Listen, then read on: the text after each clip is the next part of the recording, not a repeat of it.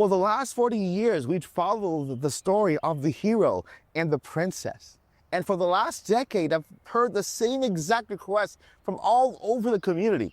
Give us an Ocarina of Time remake, the Hero of Time story in 4K resolution. But my friends, we are asking for the wrong game. We don't need another remake. We don't need another happy ending. What this franchise needs, what this timeline needs, is a tragedy.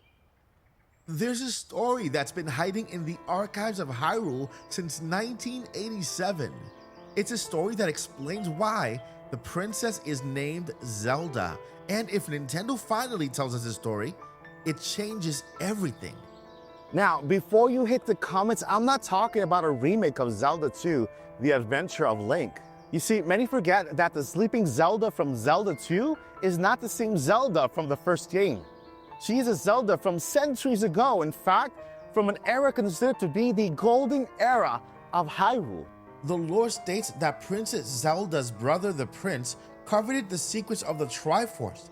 But when Zelda refused to speak, a magician casted a spell to put her to an eternal sleep. The magician died immediately after, sealing the spell forever. Consumed by guilt, the prince passed a law to ensure that his sister was never forgotten. He decreed that every female born in the royal family must be named Zelda. Think about the weight of that. The Zelda we know isn't named Zelda by tradition. She carries the name because of a law passed by a grieving brother centuries ago. But I understand that a grieving brother isn't enough to create an entire video game. We need a villain. And this is where my theory begins. Now imagine a game set in this golden era. The kingdom is massive and the king holds his Triforce in his hand and is using it wisely. In this game, you play as Link. But Link isn't a farm boy stumbling into destiny. He is a royal guard, an elite soldier sworn to protect the princess. And the hook of the story? We know he fails. For those familiar with Star Wars, this is a Rogue One. The tension comes from knowing that no matter how strong you get, the end is already written. And that magician from the manual, the one who corrupted the prince in our version, isn't just a random NPC. This is Ganon. And just like in A Link to the Past, Ganon is a master of disguise.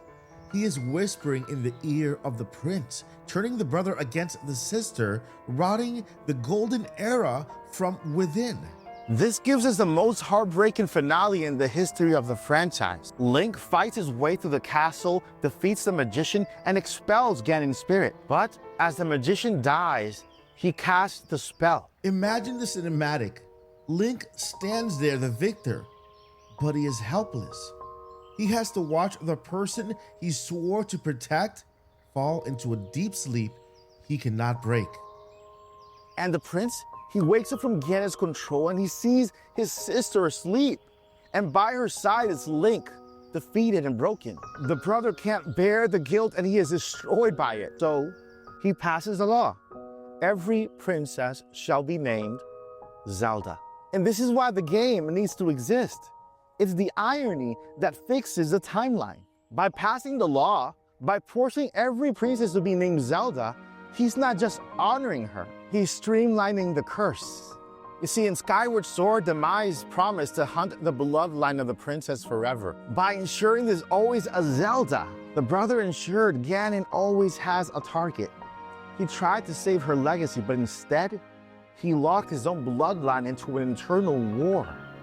This is the kind of storytelling that lasts another 40 years. So I ask you, friends, do you really want to replay the Water Temple again? Or do you want to experience the tragic fall of the Golden Era? Let me know in the comments, would you play a Zelda game where you're destined to lose? All right, friends, I'll see you in the next one. Never give up and journey on. Peace.